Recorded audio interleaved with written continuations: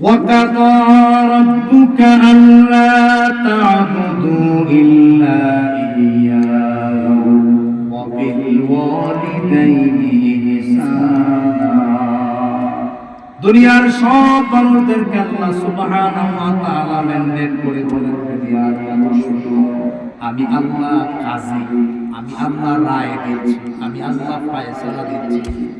পৃথিবীর মানুষ আপনাকে এই কথাটা মনে রাখা দরকার, কাজী যিনি তিনি রায় দেয়, কাজী ছাড়া কেউ রায় দিতে পারে না।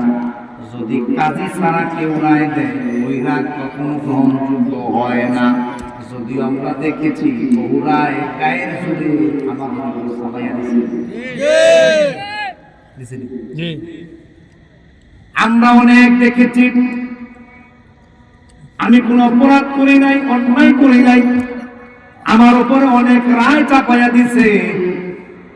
ইউসুফ জুলেখার ঘটনা যদি আপনারা পড়েন সেখানে পাবেন, ইউসুফ যখন জুলেখাকে যখন ঘরের মধ্যে জুলেখা যখন ইউসুফকে ডাকলেন তার সাথে একটা সময় করলেন না, ইউসুফ দৌড়ালেন পেছন দিক থেকে তার কাপড় টেনে ধরলেন, দরজা খুললেন, খুলেই দেখলেন সামনে দাঁড়িয়ে আছে আজমের মিশন। দাঁড়াইয়া বললেন সে আপনার স্ত্রীর উপর নজর দিয়েছে, সে আপনার স্ত্রীর উপর খারাপ নজর দিয়েছে, আপনারা বুঝে শুনে উত্তর দেন। হযরত ইউসুফ কি তার ঘরে গেছে নাকি জুলেখায় তার ঘরে টাইনা দিয়েছে? টাইনা নেওয়ার পর জুলেখা দুইটা রায় দিয়েছে, দুইটা মিথ্যা রায় দিয়েছে। এক নাম্বার রায় দিয়েছে জুলেখা যে তারে আপনি, সে আপনার স্ত্রীর প্রতি নজর দিয়েছে, আপনি তারে জেলে পাঠান। ওই পাঠান জেলে। তাহলে বলেন তো দেখি ইউসুফ কি জেলে যাওয়ার মতো কোনো অপরাধ করছিল? বোঝা গেল যুগে যুগে মিথ্যাবাদ যারা খারাপ লোক তারা মানুষের বিরুদ্ধে মিথ্যা রায় দেয়। এখন বুঝাইছে ফাইল আছে ভাষা কয় এখন লাইন চাইতেছে একটা ফাইল মানে আমিন তো দুই নম্বরে জুলেখা রায় দিল ওয়াযাবুন আলীম, ওই ইউসুফকে ফাঁসির কাস্তে ঝুলাও। আপনারা বলেন তো দেখি ইউসুফ কি ফাঁসির কাস্তে ঝুলার মতো কোনো কাজ করেছে? আমি কাজী রায় দেন, আমি এখন আমি রায় দেওয়ার আগে মানুষ রায় দিয়া দেয়। এই লোক অপরাধ করে নাই, অন্যায় করে নাই, অবিচার করে নাই, লোকটাকে ফাঁসির কাস্তে ঝুলানোর মতো রায় এদেশে হয়েছে। আবার আপনি কোন অপরাধী করেন নাই, আপনি গেছেন জয়িতা বাজারে কোনো একটা কাজ করছেন, ওখান থেকে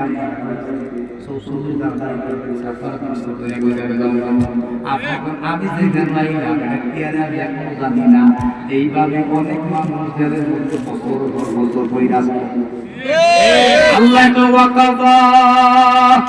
আল্লাহ ফায়সালা করে দিয়েছেন, রব্বুকা তোমার প্রভু, তোমার প্রভু ফায়সালা করে দিয়েছেন। কি ফায়সালা করেছেন? আল্লাহ বলেন আল্লাহ তোমরা ইবাদত করো, বন্দেগী করো আল্লাহ। সুবহানাল্লাহ। এখান থেকে বোঝা গেল আল্লাহ রায় দিছে, রায়কে দিছে আল্লাহ, কাজীকে আল্লাহ বলেন ইবাদত করো আমি আল্লাহ, ইয়াহু আমি তার ইবাদতের উপযুক্ত, আর কেউ ইবাদতের উপযুক্ত না। তাইলে বোঝা গেল আপনি আল্লাহকে ছাড়া কারোর ইবাদত করতে পারবেন না, কারো বন্দেগী করতে পারবেন না, কারোর কাছে মাথা নত করতে পারবেন না। মুসলমান আমরা এটাও দেখি এখন আল্লাহকে ছাড়া বিভিন্ন জায়গায় সেজদা দেয়, এমন লোক তো পাওয়া যায়।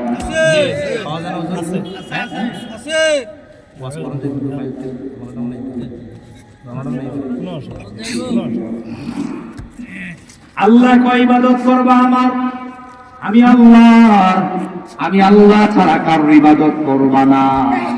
এখন মানুষ আল্লাহকে ছাড়া মানুষের ইবাদত করে, মানুষ আল্লাহকে ছাড়া মানুষকে সেজদা দেয়, এমন লোক সমাজে আছে নাকি নাই? আপনারা পাইছেন নাকি? যে আদি পাইছি। একদিন রাত 10টা বাজে আমার কুমিল্লা দেবিদ্বার থানা থেকে দক্ষিণ দিকে চান্দিনা থেকে মাহফিল করে রওনা হইলাম। মাহফিল করে যখন রওনা হইলাম রাস্তার মধ্যে আসার পর দেখলাম পাশে একটা আমি মনে করলাম থামাই দেই ঘটনাটা কিনা। থামানোর পরে দেখলাম ওই জায়গাতে সারা রাত ধরে নাচ হয়, মহিলাও থাকে আবার পুরুষও থাকে। একটু পরে জানার কৌতুক জানলাম, ভিতরে যাই ঘটনা কি দেখলাম, অনেক লোক মিনিমাম 100 লোক হবে, সবাই সেজদা দিয়া একটা ব্যক্তির কাছে পড়ে আছে। তাইলে বলো বোঝা গেল এই সমাজে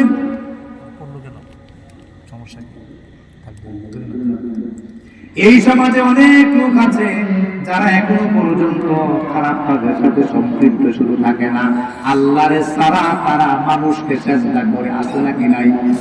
আল্লাহ রায় দিলেন আমারে ছাড়া চেষ্টা করা যাবে না, ইবাদত যদি করাই লাগে আমি আল্লাহর করতে হবে, কোনো মানুষের ইবাদত করা যাবে না। আল্লাহ তা'বুদু, আমি আল্লাহর ইবাদত করব।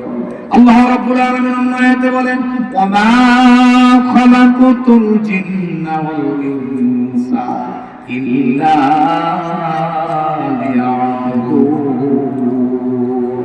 ও দুনিয়ার মানুষ শোনো, আমি আল্লাহ তোমারে দুনিয়াতে পাঠাইছি, তোমারে বানাইছি শুধু আমার ইবাদত করার জন্য। সুবহানাল্লাহ। ঠিক কথা দেখি যে ইবাদত ছাড়া আপনার দুনিয়ার কাজে নাই। ইবাদত আপনার কি নাই? কোনো কাজ নাই, একটা সুরা কোনো কাজ নাই। হুজুর আমি যে পরিবারের কাজ করি এটাও ইবাদত। আপনি আপনার পরিবারকে ভালো খাওয়ান, ভালো পড়ান, আপনি ভালোভাবে পরিবারটা পরিচালনা করেন, এটাও ইবাদত। আপনি কৃষি কাজ করেন, নাই ঠেলেন না, অন্যর উপর জুলুম করেন না, আপনি যেইভাবে কৃষি কাজ করা দরকার এইভাবে করেন, এটাও ইবাদত। সুবহানাল্লাহ। রিক্সা ড্রাইভার রিক্সা চালায় হালাল উপার্জন করার জন্য, রিক্সা ড্রাইভারের জন্য রিক্সা চালানোটা ইবাদত।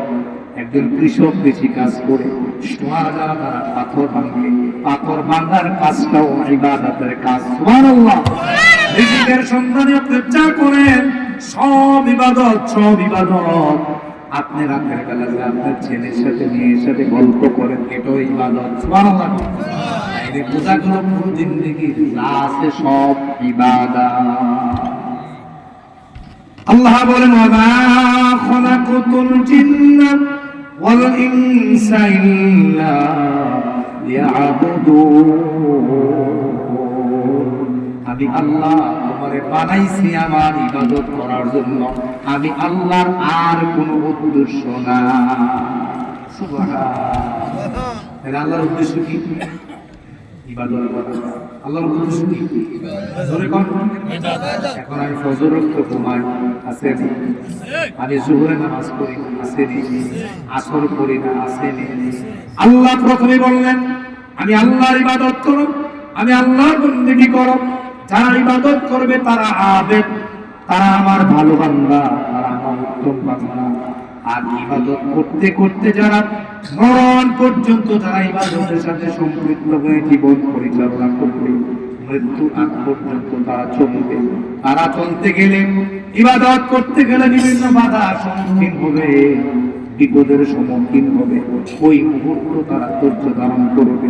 ইন্নাল্লাযীনা ক্বালু রাব্বুনা আল্লাহু সুম্মা ইসতাকামু তাতানাজ্জালু আলাইহিমুল মালায়েকা আল্লা তাখাফু ওয়া লা তাহজানু ওয়া আবশিরু বিল জান্নাতিল্লাতী কুনতুম তুআদুন। আল্লাহ বলেন যারা ইবাদত করলো, ইবাদত করতে গিয়ে ইস্তেকামাত রইল, আমি আল্লাহর উপর ভরসা করে আমি আল্লাহকে ধরে বসে রইল, দুনিয়ার মানুষের কাছে হার মানলো না, আমি আল্লাহ জানাইয়া দিলাম আমি তাদের জন্য জান্নাত অবধারিত করে রেখে দিয়েছি। আল্লাহ রাব্বুল আলামিন অন্যত্র বলেন ইয়া আইয়াতুহান নাফসুল মুতমাইন্না ইরজিই ইলা রাব্বিকি রাদিয়াতান মারদিয়া ফাদখুলি ফি ইবাদি ওয়াদখুলি জান্নাতি। ওবার শোনার আগে বলুন আল্লাহু আকবার। আল্লাহ বলেন যারা ইবাদত করতে করতে মৃত্যুর আগ পর্যন্ত পৌঁছে যাবে, মৃত্যুর মুখোমুখি হয়ে যাবে, মৃত্যুর কাছাকাছি চলে যাবে, আমার আবেদ বান্দা যদি হয়, আমার আবেদ বান্দা যদি হয়, আমি আল্লাহর পক্ষ থেকে ডাক আসবে, ও প্রসন্ন আত্মা বেরিয়ে আসো। আর আমার সামনে যদি আমার আত্মাটাকে ডাক দেবে, ও প্রশান্ত আত্মা বেরিয়ে আসো, প্রবেশ করো জান্নাতে, যে জান্নাতের ওয়াদা দিয়েছেন আল্লাহ। একটা বান্দার আর কি চাওয়ার থাকে, একজন বান্দার আর কি চাওয়ার থাকে? এবার আসুন, এরপর আল্লাহ তাআলা বলেন, প্রথমে আল্লাহ কাজ দিলেন আমার ইবাদত করবা।